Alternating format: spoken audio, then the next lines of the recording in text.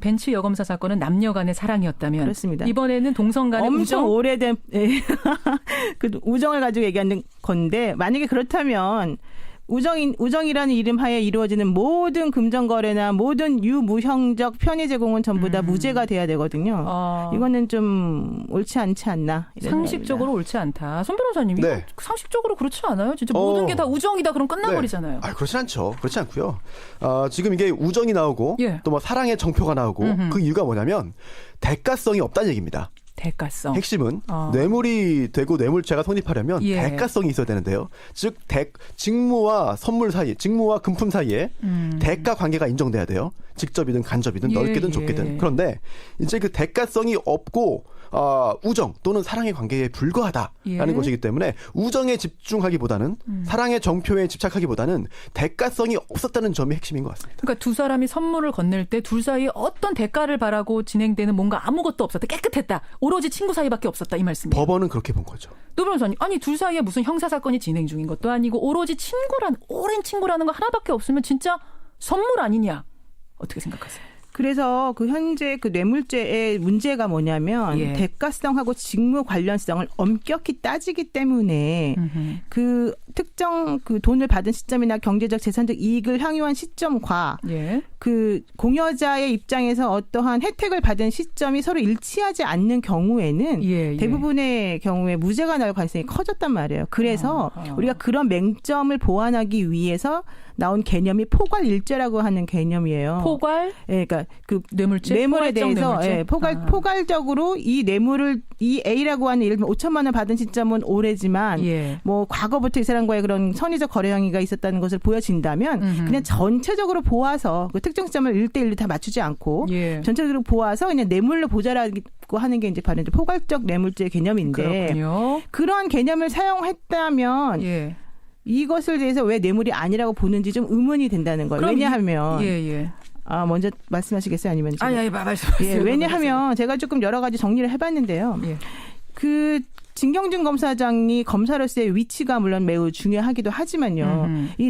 그 넥슨이 예전부터 있었던 그 특혜받은 게 사실은 되게 많고 우리가 보기 이해 안 가는 무혐의 처분 같은 게 되게 많았거든요. 자, 그러니까 진경준 검사장한테 주식을 건넬 그 당시 말고 그렇죠. 그 후로 많은 특혜들이 있었다. 그럽니다. 이제 와서 보니 있었다 이 말씀이죠. 그렇습니다. 예, 그러니까 예를 들면은 예전에 그 넥슨의 김정주 대표가 병역 비리 한번 의혹에 휩싸인 적이 있었고요. 예. 정부로부터 돈을 받아가지고 어떤 일을 하기로 했는데 그 돈을 횡령했다라고 하는 혐의가 있었습니다. 예. 근데 그런 모든 것도 2003년도에 있었는데 이런 횡령과 병역부 위반 혐의가 모두 무혐의가 났습니다. 그리고 그 이후로도 이 넥슨이라고 하는 곳은 이제 메이플 스토리라고 하는 그런 게임을 이용해서 이제 성장한 업체인데 수만 명의 개인 정보가 허술하게 관리돼서 유출되는 그런 사고가 벌어졌는데 이것 역시 무혐의가 났고요. 검찰에서 또 공정거래위원회에서 예를 들면 이제 캐시 아이템이라고 하는 그 게임 진행과 관련된 필수적 아이템이 있습니다. 이거를 현금을 주고 사도록 자꾸 이제 유도하는 그런 상황이 있었기 때문에 이런 사행성을 조장하는 그런 문제 때문에 공정거래위원회도 한번 그 고발이 됐던 적도 있었었고 그 다음에 이 관련되어서 여러 가지 그 프랜차이즈점이나 뭐 다른 그 유저들로부터 혹은 그 게임 업체들로부터 많은 고발을 당했거든요. 다 전부 다 무혐의가 됐어요. 전부 다 그러니까 이거는 지금 주식을 받았던 그때가 아니라 그 후에 벌어진 전체적으로 몽땅. 노 변호사님의 말씀 한마디로 정리하면 그러면 선물을 줄 그 당시는 우정이었는지 몰라도 미래를 위해 보험 든 거 아니냐? 그렇죠. 포괄적 뇌물이다. 게다가 김정주 씨 자체가 뭐라고 말했냐면 이 사람이 검사기 때문에 진경준이 검사기 때문에 언젠간 어떤 도움을 줄 수 있을 거라고 생각해서 미리미리 다 준 거다라는 말을 했었단 말이죠. 그런 말까지 나왔어요. 손 변호사님 이거 굉장히 좀 변호하기 난처해지실 것 같은데 미래를 위해 보험 든 거 아니냐. 그렇죠. 그럴 수 있습니다. 그런데 그럴 수 있어요. 그런데 일단 기본적으로 형사 재판에서 판사가 법관이 유죄 판결을 선고하기 위해서는 실제로 그 법관이 합리적인 의심을 할 여지가 없을 정도로 공소사실, 즉 뇌물죄가 있었다는 점에 대해서 증명력에 의한 증거에 의해서 검사가 입증을 해야 돼요. 그러니까 미래를 위한 보험을 든 거라고 합리적인 의심이 되더라도 거기에 대한 확실한 근거가 있어야 된다. 어떻게 의심만으로 되느냐? 증거를 제출해야 될 책임이 검사에게 있고 검사가 그러한 유죄의 증거를 제출하지 못했을 경우에는 검사가 유죄를 입증 못한 거니까 무죄가 선고되는 거거든요. 근데 조금 전에 김정준 회장이 그랬다면서요. 이거 뭐라고 했다 그랬죠? 김정주 회장이 뭐라고 했냐면 앞으로 가능성을 생각해 보는 차원에서 보험 드는 입장에서 내가 이 사람에게 돈을 준 것이다. 이건 이제 나중에 한 얘기긴 합니다만 이런 얘기를 하긴 했거든요. 그것만으로는 안 돼요. 그리고 또 공정위나 뭐 횡령, 병역 비리, 여러 건의 고발 등등이 다 이제 형사처벌로 이어지지 않았다고 했는데 그렇다면은 이게 진경준 당시 검사가 영향력을 행사해서 무마했다는 증거가 있나요? 그런 증거가 있었다면 제출했겠죠. 그러네요. 진경준 씨가 맨날 얘기하는 게 그거였어요. 김정준 씨는 난 보험용으로 쟤한테 이런 선물을 주었다, 돈을 주었다라고 얘기를 했고 진경준 씨는 내 친구니까 나는 그렇게 받은 거 아니다. 여러 가지 법률적 조언을 해주었다. 필요할 때마다라고 얘기를 했단 말이에요. 그러면 현직 검사가 해주는 법률적 조언이 과연 무엇이냐. 알겠습니다. 청취자 의견 좀 볼게요. 여러분 지금 보내주십시오. 부지런히 보내주십시오. 1858님. 아니 전국이 이런데 이 와중에 법원도 탄핵해야 됩니까? 이렇게 법원 판결에 너무나 불만이 많은 문자들 들어오고 전영조 님도 상식을 벗어난 판결 같다라고 말씀하셨어요. 김영표님, 최현명님, 2004님, 외에 많은 분들이 아니 손 변호사님 감기도 걸렸는데 왜 악역만 하시나요? 불쌍합니다. 이거 왜 논지에 어긋난 문자 이런 거 보내지 마세요. 어긋나지 않나요? 예. 아니 제가 악역 맡을 때 좀 이런 문자 좀 보내주세요. 제발. 왜 응원 문자 이런 거 많이 보내시는 감사합니다. 거예요? 그 외에 김선호, 김진영, 2567님 등등은 근데 어떻게 4억 원을 갖고 선물이라고 얘기할 수 있습니까? 4억 원 선물은 상식적으로 말이 안 된다. 손 변호사님 이 부분 얘기해 주세요. 4억 원이란 게 어떻게 선물이 되느냐. 저도 그런 선물 좀 받고 싶은데 받기 힘들 것 같습니다. 앞으로도. 네. 그러게요. 이게 이 두 사람의 이게 액수가 절대적인 기준이 되는 건 아니겠지만 이 두 사람의 그런 경제적인 그런 상황을 봐야 될 것 같아요. 특히나 4억 원의 선물을 줬다고 판단된 김정주 씨 같은 경우에는 재산이 막대합니다. 이 사람 김정주 회장 보니까요. 수천억대 자산가죠.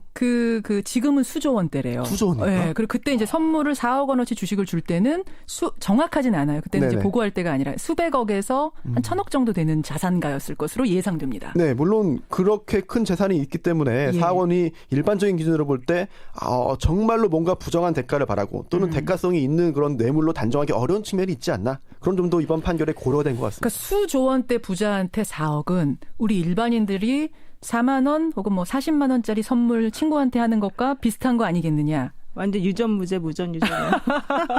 제가 잠깐 몇 가지만 포인트를 짚으면 이게 만약에 뇌물이 아니라면 진경준 씨가 왜 거짓말을 했느냐. 처음에 이 주식 대금 관련해서 처가에서 받은 것이다라고 했다가 그게 아니니까 또 넥슨에서 어쩌고 이런 얘기 많이 해서 왜 거짓말했냐가 첫 번째 이해가 안 가고요. 이게 진짜 떳떳한 거였으면 진경준 전 검사장 왜 처음부터 거짓말했느냐. 근데 물론 검찰에서 증거를 제대로 확보하지 못하고 기소를 한 부분에 있어서는 어느 정도 좀 검찰 탓을 할 가능성도 좀 있지만 이게 전체적으로 드러나지 않았다고 해서 그런 죄가 없는 건 아니기 때문에 이것을 판사님이 조금 그 판단 기준을 너무 엄격하게 적용하는 것은 오히려 맞지 않지 않나. 너무 좁게 적용한 거 아니에요? 그 말씀이신 거죠? 그리고 제가 사실은 진경준 1심 변호인들하고 얘기를 나눠봤습니다. 그러셨어요? 항소를 하려고 그러는데 여론이 너무 안 좋아가지고 좀 어떻게 해야 될지 모르겠다. 그래요? 아직 항소 안 했어요?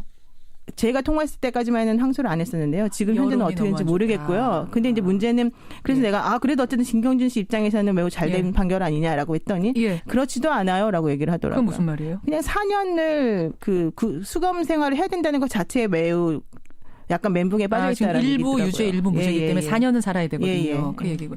이런 질문이 하나 들어왔어요. 근데 미래에 일어날 일, 벌어지지 않을 일까지 이 뇌물죄로 고려하기 시작하면 처벌의 범위가 너무 넓어지는 거 아닌가요? 하면서 예를 들어서 제가 어떤 교사인 친구한테 제 친구예요. 그래서 10만 원짜리 향수를 선물했는데 어떻게 이사 다니고 이러다 보니까 그 친구가 제 아이의 담임이 된 겁니다. 그러면은 그 친구가 제 아이의 담임이 될 건지 알고 선물한 게 아닌데 제가 대가를 바라고 준 게 되는 건가? 이러면 뇌물죄인가? 어떻게 생각하세요? 그 행위 시점에서 그 사람이 예전에 이 사람이 나에게 잘해주었으니까 좀 잘해주고 싶다. 이런 마음을 가지고 어떤 행위를 했다면 우정과 사랑으로 어떤 그런 행위를 했다면 예전에 받은 경제적 이익하고 현재 내가 한 행동이 부정행위가 되기 때문에 연관관계를 따져보면 사실은 뇌물이 될 수도 있는 거죠. 그래요? 우리가 보통 이제 사후수리죄, 사전수리죄 이런 얘기도 많이 하거든요. 근데 이제 요점은 그런 것보다도 우리가 사실은 김영란법이 왜 만들어졌습니까? 나한테 아무런 뭐 특별한 행위를 안 해줘도 커피 한 잔만 받아도 우리가 그 사람에게 조금 마음이 쏠리는 게 당연한 거잖아요. 그러니까 공정한 그런 업무와 그런 공적인 업무 처리에 있어서 그런 신뢰성을 훼손시킨다는 게 의미가 아니겠습니까? 실제로 재판부도 네.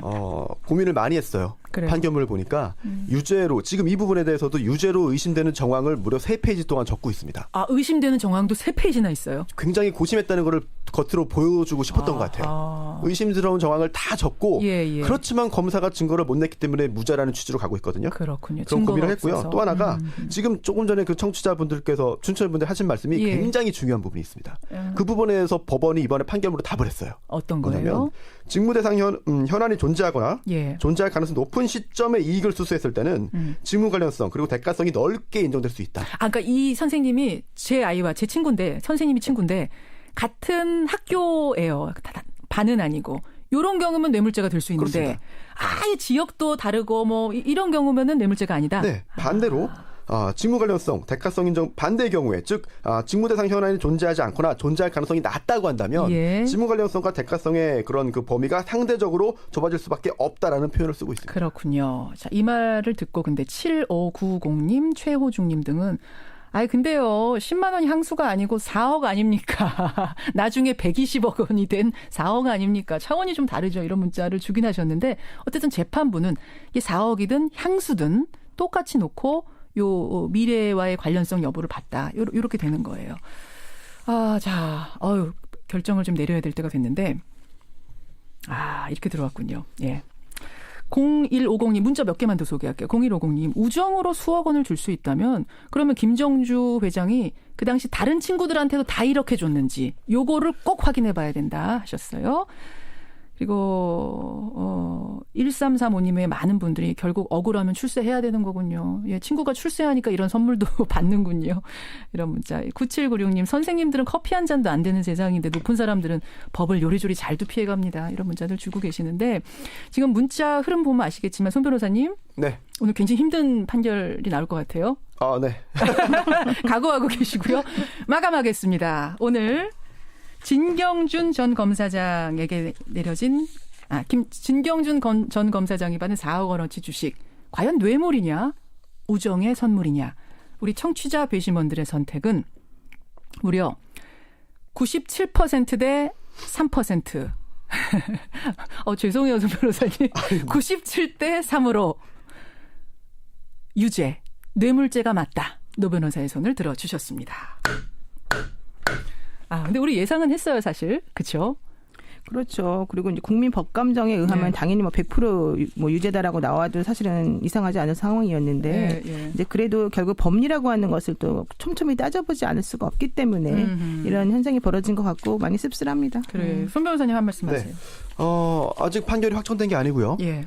항소한다고 한다면 다시 한번 또 이 부분에 대한 판단이 이루어질 것이기 때문에 과연 법원에서 최종적으로 어떤 판단을 할지 저도 궁금하고 법리적인 그런 검토가 좀 더 있어야 되지 않을까 생각합니다. 5843님은 꼭 환수해야 된다. 일반인들은 이 120억 원 얘기 듣고는 힘 빠져서 일이 손에 안 잡히실 정도래요. 이분은.